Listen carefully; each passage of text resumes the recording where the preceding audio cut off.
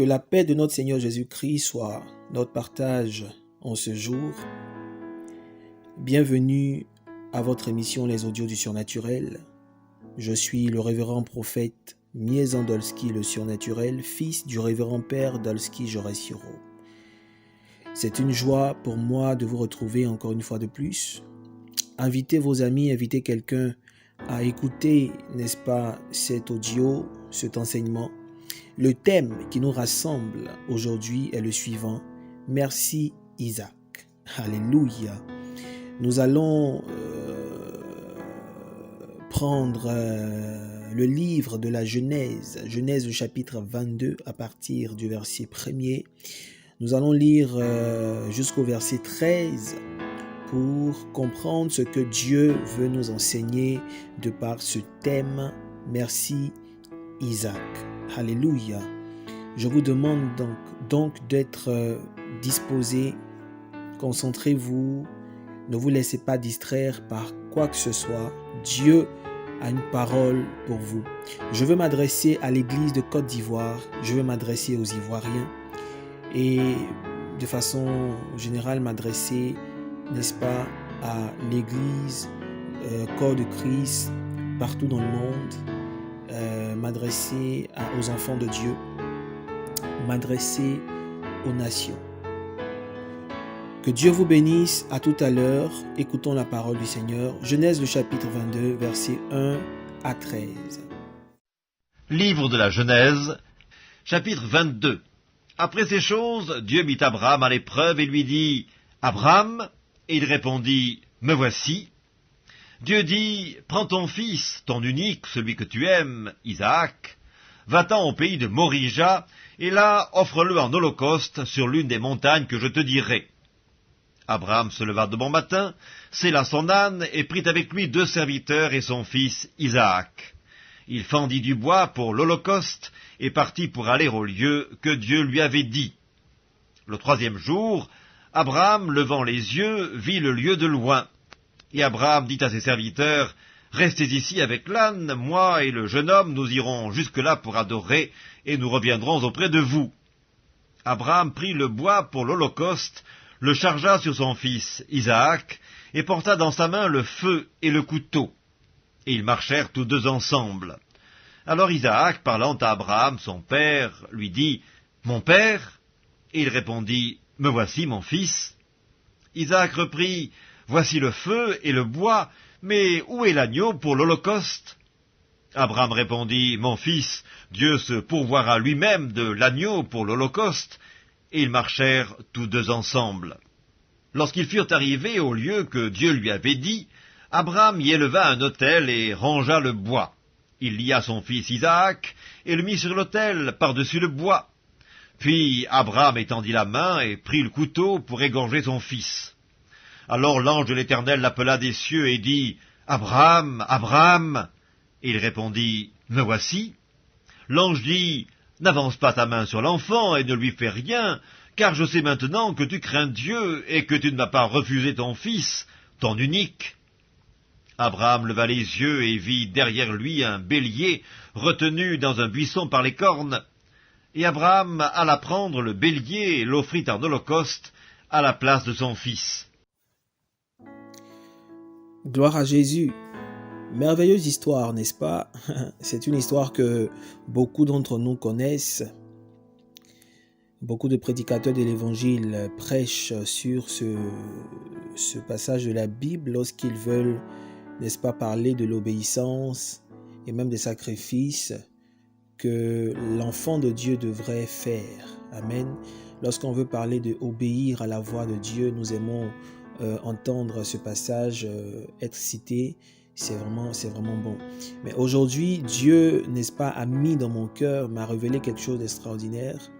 Il m'a dit, écoute, petit-fils, j'ai quelque chose, j'ai une parole pour l'église de Côte d'Ivoire, pour les Ivoiriens, aussi pour les Africains, pour le monde entier.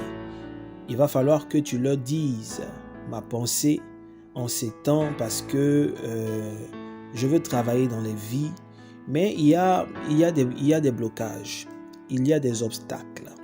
Alors va leur révéler ce qu'ils doivent, n'est-ce pas, corriger dans leur vie et ils me verront à l'œuvre.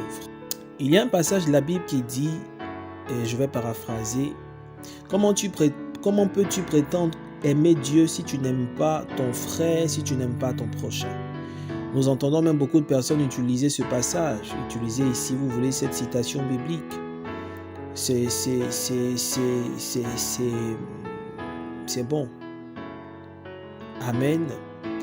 Mais beaucoup ne comprennent pas le sens. Vous savez, lorsque la Bible dit « Comment peux-tu prétendre aimer Dieu si ton frère qui est à côté de toi, tu ne l'aimes pas ?» Dieu est en train de nous faire comprendre qu'il y a certaines choses qu'il faudrait maîtriser sur le plan humain avant de prétendre maîtriser ces choses-là sur le plan spirituel, sur le plan de Dieu. Amen. Je le dis autrement. Dieu est en train de te faire comprendre qu'il y a des niveaux spirituels pour pouvoir les atteindre ou pour pouvoir comprendre ces choses-là. Tu devras d'abord maîtriser les choses élémentaires. Tu ne peux pas manifester l'amour de Dieu dans le spirituel, c'est pas possible. Il faudrait que sur le plan humain, l'on voit l'amour que tu manifestes pour tes frères, pour tes semblables. On pourra ainsi dire que tu aimes Dieu. Même si tu ne le connais pas, le fait que tu aimes ton prochain, le fait que tu aimes aider ton prochain, mon ami, c'est à Dieu que tu le fais. Voilà pourquoi il a dit, il y a des personnes à qui il dira, entrez dans ma maison, entrez dans mon lieu saint, entrez dans la joie de votre maître, parce que les jours que je venais vous voir, étant nu, vous m'avez habillé, quand j'avais faim, vous m'avez donné à manger, j'étais en prison, vous m'avez visité. Et grand était l'étonnement des gens en disant, mais Seigneur, quand avons-nous vu? Parce que les gens pensaient voir pour eux, lorsque Dieu se révèle à eux, il faut voir un monsieur qui est géant, assez barbu, la barbe blanche, avec une voix comme le bruit des grandes eaux, avant de savoir que c'est Jésus. Jésus leur dit, mais est-ce que vous savez que chaque fois, toutefois que vous avez fait du bien à l'un de ces petits, c'était à moi que vous avez fait ce bien-là. Donc, je suis en train de dire qu'il y a des niveaux, il y a des choses spirituelles. Pour pouvoir les comprendre, il faut d'abord maîtriser le b.a.-ba. Voilà pourquoi Jésus a dit, quand tu es fidèle dans les petites choses, Dieu te donne de plus grandes choses. Considérez que les petites choses sont les choses qui sont au niveau humain. Lorsque tu maîtrises les choses au niveau humain, Dieu maintenant peut te confier les choses du niveau haut, du niveau spirituel. Alléluia. Il y a des choses qu'il faut d'abord maîtriser sur la terre ici. Amen. Nous évoluons. Je veux bénir le nom du Dieu d'Abraham, d'Isaac, de Jacob, le Dieu de Dolski, mon père, et dire ceci. Vous voyez, après l'alliance avec Abraham, lorsque vous lisez la parole de Dieu, vous vous rendez compte que chaque fois que Dieu se révèle à quelqu'un, il dit être le Dieu de ses pères. Amen. Lorsque vous prenez Exode 3, 6, Dieu qui se révèle à Moïse, il dit « Je suis le Dieu de ton père, le Dieu d'Abraham, le Dieu d'Isaac, le Dieu de Jacob. » Amen. Dans Psaume, au Psaume le chapitre 20, Psaume de David, que l'Éternel t'exauce au jour de la détresse, que le nom du Dieu de Jacob te protège. Quand vous prenez par exemple 2 Chroniques 30, vous allez voir, il dit 2 Chroniques 30, verset 7, « Ne soyez pas comme vos pères et comme vos frères qui ont péché contre l'Éternel, le Dieu de leur père, et qui l'a livré à la désolation. » Vous prenez encore Nombre 32, verset 11, vous allez voir, ces hommes qui sont montés d'Égypte depuis l'âge de 20 ans et au-dessus ne verront point le pays que je leur ai juré de donner à Abraham, à Isaac, à Jacob, etc. etc. Vous prenez Josué 18, verset 3, Josué dit aux enfants d'Israël, « Jusqu'à quand négligerez-vous de prendre possession de l'Éternel, le Dieu de vos pères, que l'Éternel, le Dieu de vos pères, vous a donné. » Vous allez voir que Dieu, chaque fois qu'il veut se révéler à quelqu'un ou à une nation, il fait référence au Père. Amen. J'ai tout de suite compris que Dieu est le Dieu des pères. Dieu est d'abord le Dieu des pères. Alléluia. Lorsque Jésus vient sur la terre, il est le Fils, mais il vient parler du Père. Jésus est Dieu. Il n'était pas obligé de parler de Fils. Il pouvait dire « Je suis Dieu », l'affirmer parce que c'est la vérité. Mais il fait chaque fois référence à son Père. Dieu est le Dieu des pères. Je suis venu m'adresser à l'église de Côte d'Ivoire. Je suis venu m'adresser aux Ivoiriens. Je suis venu m'adresser aux Africains. Vous savez, beaucoup de choses nous arrivent. Beaucoup de malédictions nous arrivent. Pourquoi? Tout simplement parce que nous ne respectons pas le Dieu de nos pères. En fait, je veux dire que nous ne respectons pas nos pères. Lorsque tu ne respectes pas ton père sur le plan humain, c'est la malédiction que tu attires sur ta vie. Que tu sois noir, que tu sois blanc. J'ai entendu quelqu'un me dire un jour, oh, c'est en Afrique ici, on se concentre sur le respect du père. En Europe, un enfant peut mettre facilement son père en prison si le père a osé le taper. J'ai même reçu l'appel de plusieurs personnes, de plusieurs noirs, qui, lorsqu'ils étant en Europe, ont osé poser leurs mains sur leur enfant. Je dis oser, pourquoi? Parce qu'en Europe, dans certains pays, le fait de porter main à son enfant, c'est comme si tu avais commis un crime. Ces personnes-là me disent, allô papa, j'ai touché mon fils seulement à la tête. J'ai simplement touché son épaule. Je l'ai simplement fessé. Il est allé me convoquer à la police et aujourd'hui, on m'empêche de voir mon enfant. Dans certaines nations, les enfants ont un droit selon lequel, lorsque le père même a porté une injure sur lui, l'enfant peut l'entraîner devant les autorités pour le mettre en prison. Alléluia. Aujourd'hui, le respect du père est devenu une chose facultative. Dès que je suis moi-même, je ne suis plus sous l'autorité de mes parents, c'est fini. Je veux dire quelque chose à quelqu'un aujourd'hui. Dieu est le Dieu des pères. Dieu ne passe pas sous silence le respect des pères. Aujourd'hui, sur les réseaux sociaux, l'ennemi arrive à avoir les enfants de Dieu. J'ai l'habitude de dire quelque chose aux gens. C'est peut-être choquant, mais c'est la vérité. Vous savez, l'ennemi change de stratégie. Avant, lorsque nous entendons les prédications, on nous disait que c'est parce que tu pêches que tu n'es pas béni. C'est parce que tu vis mal que Dieu ne t'exauce pas. Excusez-moi, j'ai une question scientifique.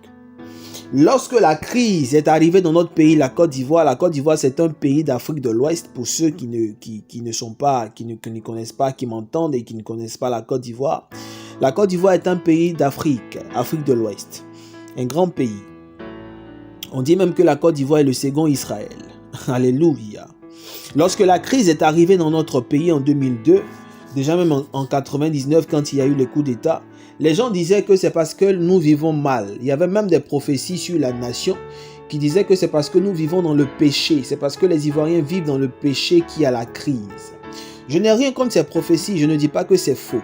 Mais je veux juste vous souligner quelque chose. La Côte d'Ivoire a eu son indépendance en 1960. Avant 1960, la Côte d'Ivoire n'était pas indépendante.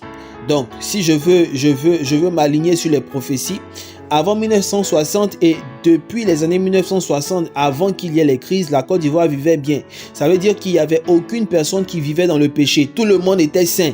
Tout le monde marchait en l'air. Il n'y avait pas de péché. Mais c'est depuis un certain moment, quand le péché est rentré en Côte d'Ivoire, qu'il y a eu la crise, il y a eu la guerre. Bon, vraiment, excusez-moi. Je veux aussi parler des autres nations. Je veux parler par exemple des États-Unis. Je veux parler de la France, où il n'y a pas eu de guerre là-bas. Il n'y a pas de guerre là-bas. C'est-à-dire, jusqu'à aujourd'hui, à part les quelques événements qui sont en train d'approcher à cause des prophéties sur les nations, à cause de la fin des temps, eux, il n'y a pas de crise, il n'y a pas de coup d'État dans ces pays. Est-ce à dire que là-bas, ils ne pêchent pas? Est-ce à dire que là-bas, ils ne connaissent pas le péché? Bon, écoutez, je vais simplement vous dire ceci. Ce n'est pas parce qu'une nation vit dans le péché qu'il y a la crise. Ce n'est pas parce qu'une nation vit dans le péché qu'il y a la guerre. Non, ce n'est pas ça. C'est simplement parce que Les fils des nations se sont détournés des choses qui sont élémentaires. Les fils des nations se sont détournés des choses qui sont du respect des pères. Les fils des nations ont maudit leur père. Les fils des nations ont maudit ceux qui veillaient sur eux. Voilà pourquoi les pays sont en crise. Voilà pourquoi l'église même n'avance pas. Écoutez, les musulmans savent ce que c'est que le respect du père. Les musulmans savent ce que c'est que le respect de l'aîné, le respect du père. Les bouddhistes savent ce que c'est que le respect du père, le respect de l'aîné. Même les sorciers, ils savent ce que c'est que le respect du père. Ils savent très bien, les sorciers savent que celui qui va oser manquer de respect à leur père spirituel, à leur père dans la sorcellerie, va trouver la mort. Il n'y a que les chrétiens qui s'en fichent complètement du respect du père. Je vois aujourd'hui sur les réseaux sociaux des personnes qui prennent des images. Il y a une toute dernière image qui se balade là. Un monsieur qui a un micro en main, une fille est devant lui et puis il a sa main sur le collant de la fille. Voyez des commentaires selon ceux qui disent « Oh, Église de Dieu, un pasteur qui prétend délivrer une femme. Oh Seigneur, où allons-nous » Alors que lorsque vous regardez la photo, c'est dans un bar ou dans une boîte de nuit, je ne sais pas, parce qu'il y a des gens qui ont des bouteilles en main, ils sont en train de boire. Mais tellement en Côte d'Ivoire, les gens n'ont plus de respect pour le Père spirituel, n'ont plus de respect pour les hommes de Dieu. Ils ont tendance à tout attribuer ce qui est mauvais, à attribuer ce qui est mal, à attribuer le péché, à attribuer la sorcellerie aux hommes de Dieu. En Côte d'Ivoire, on ne sait plus ce que c'est que le respect, respecter les hommes de Dieu, respecter les pères des nations. Les pères des nations, laissez-moi vous dire, ce ne sont pas les présidents de république. Les pères des nations, ce n'est pas les ministres. Les pères des nations, ce n'est pas les francs-maçons. Les pères des nations, ce sont les hommes de Dieu. En Côte d'Ivoire, on ne respecte plus les hommes de Dieu. L'Afrique francophone ne respecte plus les hommes de Dieu. Voilà pourquoi, peuple africain, vous êtes en train d'aller à la dérive. Ce n'est pas le péché. Je ne suis pas en train de dire, je ne suis pas en train d'encourager le péché, mais je suis en train de vous dire, vous êtes en train de sombrer, vous rentrez dans le noir. Pourquoi? Parce que vous ne respectez plus les hommes des nations, vous ne respectez plus les pères des nations. Il y a un autre monsieur, je ne sais pas si c'est un homme ou une femme, qui a fait sortir un genre de livre électronique ou je ne sais quoi, dénommé La femme du pasteur, où on voit une femme de pasteur qui a des aventures avec je ne sais pas qui. Je n'ai jamais lu ça même. C'est quelqu'un qui m'a fait une capture et qui m'a balancé ça en inbox. Et vous voyez les personnes qui sont jaoulis sur ça. Jaouli, c'est un mot ivoirien. Ça veut dire qu'ils s'acharnent sur ces genres de choses-là. Ce sont les chrétiens. C'est en Afrique francophone, je vois des personnes qui n'ont même pas peur d'avoir des débats sur des hommes de Dieu pour parler de leur manière de gérer les choses. Mais je suis dépassé. Et vous vous étonnez en tant qu'individu, d'abord. Vous vous étonnez en tant que nation, ensuite, du fait que vous sombrez. Les hommes de Dieu sont les pères des nations. Et c'est ce que Isaac nous a révélé. Isaac, de par son attitude, nous a montré quelle est la démarche à suivre pour être toujours éclairé, pour ne pas sombrer, pour ne pas être sous la malédiction et pour ne pas mourir. Alléluia! Que ceux qui ont les oreilles entendent ce que l'Esprit dit aux églises. Pourquoi dans les nations, on a peur de porter un jugement vis-à-vis du président de la République? Pourquoi dans les nations, on a peur de porter un jugement vis-à-vis d'un homme public, mais on n'a pas peur de porter un jugement sur un homme de Dieu? Pourtant, les hommes de république, les présidents de république, les autorités des nations partent se confier en des hommes de Dieu. Mais pourquoi ceux-mêmes chez qui on vient se confier, les hommes qui protègent les nations, vous n'avez pas peur de parler mal d'eux. Vous n'avez pas peur de mettre leur nudité face au monde. Vous n'avez pas peur de créer des scandales pour les insulter, je sais pas. Pourquoi ces choses? Pourquoi? Et vous vous étonnez que vous sombrez. Regardez ce que Isaac nous montre comme exemple. La Bible déclare dans le livre de Genèse, le chapitre 22, que nous avons lu, le passage qui soutient notre thème d'aujourd'hui. Je vais lire à partir du verset 3. La Bible dit: Abraham se leva de bon matin, sella son âne et prit avec lui 2 serviteurs et son fils Isaac. Il fendit du bois pour l'holocauste et partit pour aller au lieu que Dieu lui avait dit. En fait, Dieu a dit à Abraham de partir sacrifier son fils Isaac. Dieu avait derrière la tête juste de voir la fidélité d'Abraham et jusqu'où Abraham allait, n'est-ce pas, obéir à sa voix. Et donc la Bible dit que lorsque Dieu parle à Abraham, Abraham se lève et puis il s'en va. Le verset 4, le 3e jour, Abraham leva les yeux et vit le lieu de loin. Donc il a vu le Morija où Dieu lui avait dit de partir, n'est-ce pas, pour sacrifier son fils. Verset 5, Abraham dit à ses serviteurs: restez ici avec l'âne, moi et le jeune homme, nous irons jusque là pour adorer et nous reviendrons auprès de vous. Alléluia. Abraham prit le bois, verset 6, pour l'holocauste, le chargea sur son fils Isaac et porta dans sa main le feu et le couteau. Ils marchèrent tous deux ensemble. Je veux m'attarder sur le verset 6. La Bible dit que Abraham, c'était celui-là qui devait partir faire l'holocauste, qui devait partir faire, n'est-ce pas, le sacrifice. Mais la Bible dit que Abraham a pris le fardeau, il a pris le bois et puis il a chargé sur son fils Isaac.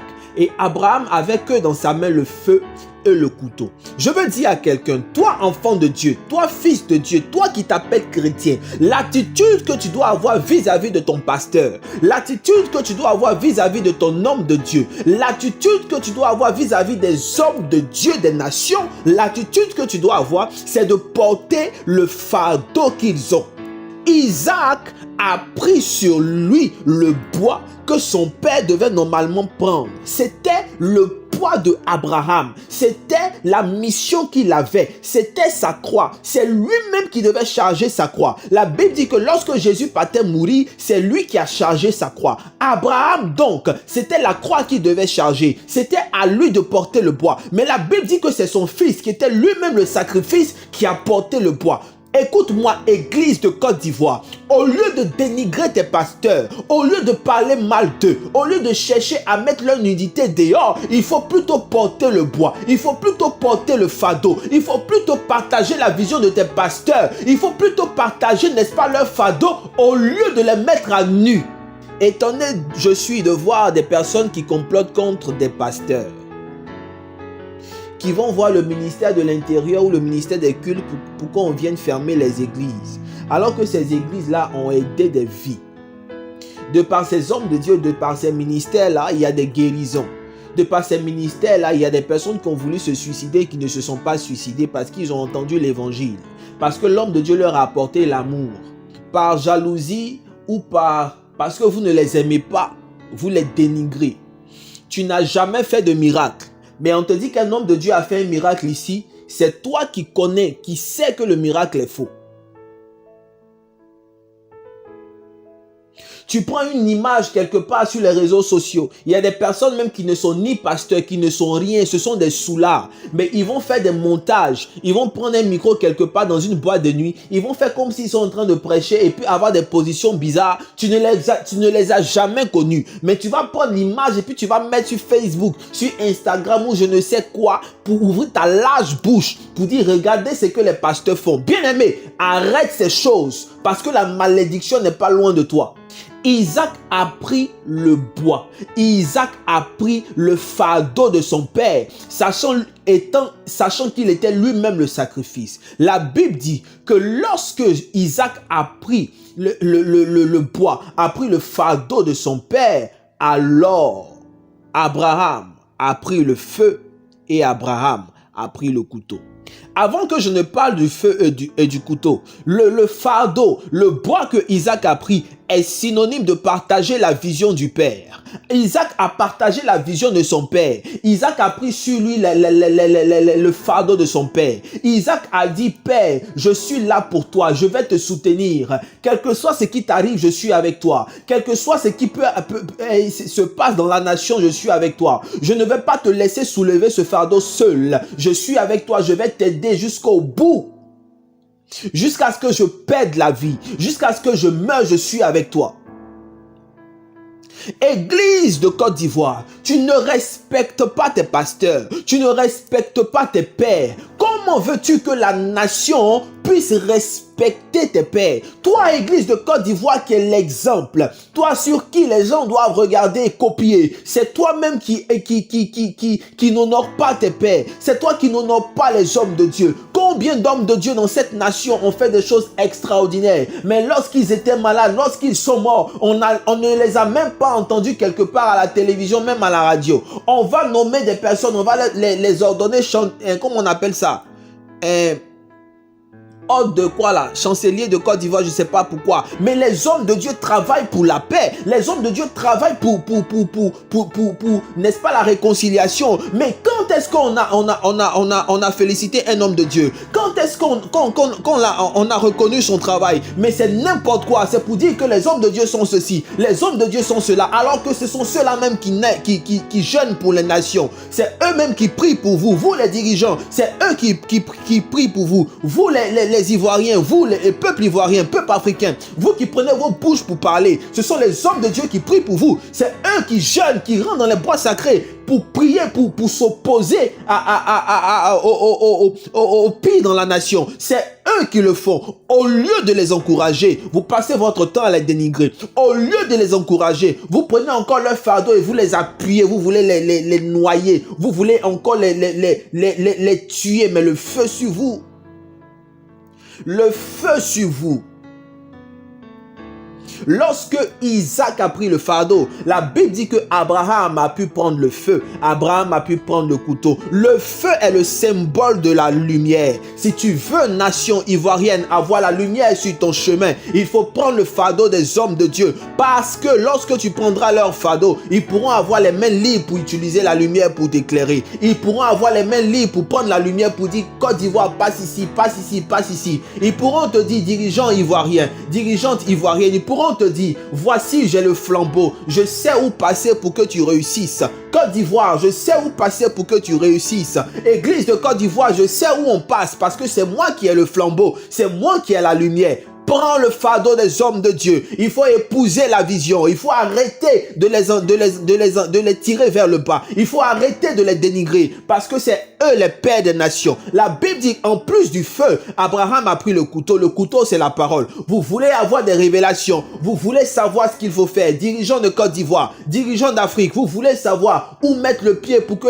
les nations que vous dirigez soient au devant. Mais il faut des hommes de Dieu qui ont l'épée. Il faut des hommes de Dieu qui ont la parole. Mais pour avoir la parole, il faut les décharger de leur fardeau au lieu de les enfoncer.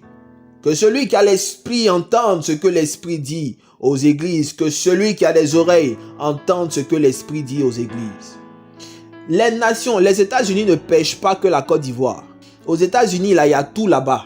Il y a toutes sortes de péchés là-bas. Les pays qui tournent le porno là, les pays qui tournent le porno, eux là, ils sont commerçants de pornographie. Il n'y a pas la guerre dans leur pays comme ça. Quand vous cherchez pornographie là, est-ce que la Côte d'Ivoire est devant? Eux, ils font n'importe quoi. Mais ils respectent les hommes de Dieu. Vous n'allez jamais voir dans ces genres de pays là où on va soulever la robe du pape. On va déshabiller l'homme de Dieu. Même lorsqu'il y a des scandales dans ces pays là, il y a des scandales sur des hommes de Dieu, ça disparaît en 3 jours. Mais en Côte d'Ivoire ici, ça devient l'actualité. Pourquoi vous êtes mauvais? Vous voulez que vos sentiers soient éclairés. Tu prends ta bouche, tu dis, oh Seigneur, éclaire mon sentier. Ceux qui ont la lampe de Dieu dans leurs mains, ce sont les hommes de Dieu. Ce sont les hommes de Dieu qui ont la parole de Dieu dans leurs mains. Arrêtez tout ce que vous faites là. Arrêtez de mettre les hommes de Dieu en prison. Arrêtez de mentir sur les hommes de Dieu. Arrêtez de les accuser. Arrêtez ça. Côte d'Ivoire, arrête ça. Si tu veux la lumière sur ton chemin, arrête. Si tu ne veux pas que la parole de Dieu manque en toi, arrête. Ce sont les hommes de Dieu qui ont le fardeau des nations. Aidez-les à porter le fardeau. Aidez-les à porter le fardeau. Pour qu'ils puissent nous éclairer. Éclairer nos chemins. Église de Côte d'Ivoire. C'est sur toi que les nations, je dirais, c'est sur toi que les fils de la Côte d'Ivoire regardent. C'est toi qui es l'exemple. Mais si toi-même, Église, qui est l'exemple, tu n'es pas capable de protéger tes pères, d'abord de les reconnaître et de les protéger, c'est à cause de toi que la Côte d'Ivoire sombre. C'est à cause de toi que la Côte d'Ivoire n'est pas éclairée. Isaac, quand il a pris le fardeau de son père a pu tenir en main la lumière, le feu et le couteau. La Bible dit que Noé était nu. Et l'un de ses fils a vu sa nudité. Et ce fils en question est parti rapporter à ses frères, papa est nu. La Bible déclare que ses frères ont marché à reculons et ont couvert leur père. Lorsque Noé s'est levé, il a appris ce qui s'est passé et il a maudit le fils qui avait vu sa nudité et qui allait raconter ça aux autres. Côte d'Ivoire, Église de Côte d'Ivoire. Au lieu d'aller raconter la nudité de tes pères, au lieu d'aller publier ce qui se passe, souvent même c'est pas vrai, c'est erroné. Tu publies n'importe quoi. Protège la nudité des pères. Ce n'est pas parce que les deux fils de Noé là, c'est pas qu'ils n'avaient pas vu la nudité de leur père. Hein. Je vais vous expliquer. La Bible dit celui qui pêche, qui pense, déjà qui convoite la femme de son frère dans son esprit a déjà péché. Lorsque tu t'en vas dire à quelqu'un papa est nu, il voit déjà la nudité de papa. Donc vous êtes au même stade de péché. Vous êtes au même stade d'information. Mais pourquoi lorsque Noé s'est levé, il n'a pas parlé sur les deux autres, il a parlé sur celui qui a vu la nudité? Tout simplement parce que les deux autres, n'est-ce pas, ont posé une action qui les a sauvés. La Bible dit qu'ils ont marché à reculons. En fait, en marchant à reculons, ce n'était pas pour ne pas voir la nudité de leur papa. Ils n'ont pas Dieu sur la nuque. Mais en marchant à reculons, ils étaient en train d'empêcher ceux qui voulaient venir voir la nudité de leur papa. Lorsqu'ils marchent à reculons, ils font dos à leur père, mais faire face à ceux au papato, à ceux qui veulent venir voir ce qui se passe, à ceux qui veulent venir voir la nudité de leur père. Et donc, ils les empêchent de venir voir. C'est parce qu'ils étaient en train d'empêcher les autres de voir la nudité de leur père, qu'ils étaient obligés de marcher à reculons et de couvrir la nudité. Et ce n'était pas qu'ils ont pris un pagne, un drap pour aller mettre sur leur papa, c'est pas ça. Mais ils étaient les gardiens. Ils faisaient dos et ils empêchaient les autres de venir voir. Parce que lorsque le premier fils est parti annoncer, il a pris micro, mégaphone, il a commencé à crier sur tous les toits. Un homme de Dieu, quelque chose qui se passe dans un pays, ça sort dans tous les pays du monde entier, même sur les planètes où il n'y a pas d'humain. Mais quand il y a quelque chose de bon, on n'entend pas. Quand il y a un miracle, on n'entend pas. Quand des personnes donnent leur vie à Jésus, on n'entend pas. Quand il y a de bonnes choses qui se passent, on n'entend pas. Quand l'homme de Dieu fait des actions sociales, on n'entend pas. Mais quand il y a une petite faute, les extraterrestres sont informés. Quelle est cette méchanceté? Comportez-vous comme Isaac, Église de Côte d'Ivoire. Église corps de Christ, comporte-toi comme Isaac. Porte le fardeau de ton père.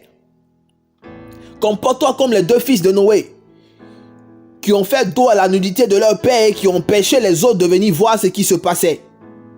C'est ainsi que tu pourras être exaucé. Écoutez, c'est parce que Isaac a accepté de prendre le fardeau que le père Abraham avait le feu dans sa main pour l'éclairer et avait le couteau qui est l'épée pour l'enseigner. Et c'est ce qui a sauvé Isaac. C'est ce qui a sauvé Isaac. Tu as besoin de la lumière sur ton sentier. La seule personne qui a la lumière, c'est ton Père spirituel. La seule personne qui a la lumière, c'est les hommes de Dieu. C'est eux seuls qui ont la lumière. C'est eux seuls qui ont la parole de Dieu. Nul n'a ces choses. Il n'y a que eux seuls. Dans une nation, le président ne peut pas te sauver. La seule personne qui peut te sauver, c'est Dieu, mais au travers de ces hommes de Dieu. Tu veux un exaucement. Tu es dans le noir. Tu as besoin de la lumière de Dieu. Les hommes de Dieu sont investis de Dieu. La Bible dit, confiez-vous en Dieu, vous serez affermis. Confiez-vous à ses serviteurs et vous réussirez. 2 Chroniques chapitre 20, verset 20. Confiez-vous en l'Éternel, votre Dieu, vous serez affermis. Confiez-vous en ses prophètes et vous réussirez. Si tu fais partie des personnes qui dénigrent les hommes de Dieu, si tu fais partie des personnes qui ont pour, ont pour mission de salir les hommes de Dieu, il faut te repentir dès maintenant. Il faut te repentir. Répands-toi dès maintenant. Peut-être que tu l'as fait par ignorance. Dieu te parle aujourd'hui et Dieu t'appelle à la repentance. Repentez-vous, car les pères des nations sont les hommes de Dieu que vous dénigrez. Honorez les pères des nations. Honorez les hommes de Dieu. Nations, honorez vos hommes de Dieu. Honorez-les. Honorez-les. Et vous verrez qu'en les honorant, c'est Dieu que vous honorez. Et Dieu ne cessera de manifester sa grâce sur les nations que vous dirigez. Église de Côte d'Ivoire, respecte tes pères spirituels. Enfant de Dieu, respecte ton père spirituel. Honore-le. Et arrêtez de jeter le discrédit sur eux. Car vous êtes en train de faire le travail du diable. Vous faites le travail de Satan. Parce que les personnes qui n'ont plus d'espoir, qui disent que les hommes de Dieu sont ceux-là même qui peuvent, n'est-ce pas, leur redonner l'espoir. Vous êtes en train de montrer que les hommes de Dieu sont des faux. Vous êtes en train de montrer que les hommes de Dieu sont ceci, sont cela. Et vous plongez ceux qui sont en manque, n'est-ce pas, ceux qui sont dans le désespoir. Vous les plongez encore dans leur foncé. Vous les enfoncez encore plus. Repentez-vous. Ainsi parle l'Éternel pour vous. Ainsi parle l'Éternel pour toi, Église de Côte d'Ivoire. Ainsi parle l'Éternel pour toi, Église Corps de Christ. Ainsi parle l'Éternel pour toi, nation ivoirienne. Réponds-toi d'avoir jeté le discrédit sur les serviteurs de Dieu. Pour finir, je veux encourager un homme de Dieu, encourager un serviteur de Dieu. Restez fidèle dans la voie que vous avez choisie, la voie du service de l'Éternel, et ne vous laissez pas distraire par ceux qui veulent vous décourager. Marchez selon ce que vous avez entendu la première fois que l'Éternel vous a appelé. Marchez selon, n'est-ce pas, la mission qu'il vous a donnée. Soyez fidèles au Seigneur Jésus. Étant Père des nations, vous avez un lourd fardeau. Que Dieu vous soutienne. Moi, j'ai un père. Mon père, c'est le révérend Père Dolski Joresioro, celui de qui je détiens toutes ces choses, celui qui a fait de moi ce que je suis et qui fera de moi ce que je serai demain. L'homme, le maître vivant de mon époque, celui-là même que Dieu a mis devant moi, celui-là même qui est mon père, celui-là même qui est mon mentor, celui-là même qui est tout pour moi. Je ne connais pas Dieu, je le connais, car Dieu est le Dieu des pères et lui c'est mon Père. Que Dieu bénisse ta vie et que le Dieu d'Abraham, d'Isaac, de Jacob et de Dolski, mon Père, soit avec vous au nom de Jésus. Va vers ton Père, demande-lui pardon parce que tu arrives à un certain moment de ta vie à eu, n'est-ce pas, à soit le déshonorer, soit à te mettre avec quelqu'un pour le dénigrer, pour le critiquer négativement, pour, n'est-ce pas, t'associer avec des personnes qui voulaient lui faire du mal. Réponds-toi, va vers lui. Homme de Dieu, toi aussi qui as laissé ton père spirituel, parce qu'il y a des hommes de Dieu qui ont laissé leur père spirituel. Un père spirituel ne voudra jamais le mal pour son fils. Non. Le feu et le couteau aussi peuvent être symboles, n'est-ce pas, d'éléments d'épreuve. Le feu, c'est l'épreuve. Le couteau aussi, c'est l'épreuve. Lorsque ton père utilise le feu et le couteau, je dirais, pour s'adresser à toi, c'est parce qu'il veut t'éprouver, c'est parce qu'il veut te grandir. Tu as peut-être mal compris ces techniques, tu as peut-être mal compris ce qu'il voulait te faire comprendre et tu t'es vite séparé de lui pour aller ouvrir ton ministère quelque part. Non, reviens, réponds-toi. Viens rechercher la réconciliation avec ton Père spirituel. Merci Isaac. Merci de nous avoir montré le chemin à suivre. Merci de nous avoir montré que nous devons prendre le fardeau de nos pères. Nous devons les soutenir dans la tâche qui leur est, n'est-ce pas, confiée de la part du Seigneur. Nous devons les assister dans leur mission. Au lieu de les dénigrer, nous devons être avec eux. Merci Isaac de nous avoir montré ce chemin par excellence. Merci Isaac de nous avoir montré ce chemin d'exaucement. Ce chemin-là, n'est-ce pas, qui permet de savoir l'attitude à avoir vis-à-vis de nos pères, des pères des nations. Merci Isaac, parce que grâce à toi, on sait que porter le fardeau du Père permettra au Père d'avoir dans sa main le flambeau, d'avoir dans sa main le feu, d'avoir dans sa main le couteau pour nous orienter, pour nous donner à manger, parce que c'est aussi avec le couteau qu'on tue la bête et on mange. Merci Isaac de nous avoir révélé ces choses. Tel est le thème de notre message d'aujourd'hui. Ainsi développé, que la faveur de Dieu soit sur ta vie, au nom de Jésus. Béni soit le Dieu d'Abraham, d'Isaac, de Jacob et de Dolski, mes pères. Amen. C'était le révérend prophète Miezan Dolski, le surnaturel, dans les audios du surnaturel. Mon contact, c'est le plus 225 09 27 93 92. Vous pouvez m'écrire ou m'appeler et je vous répondrai. Que Dieu vous bénisse.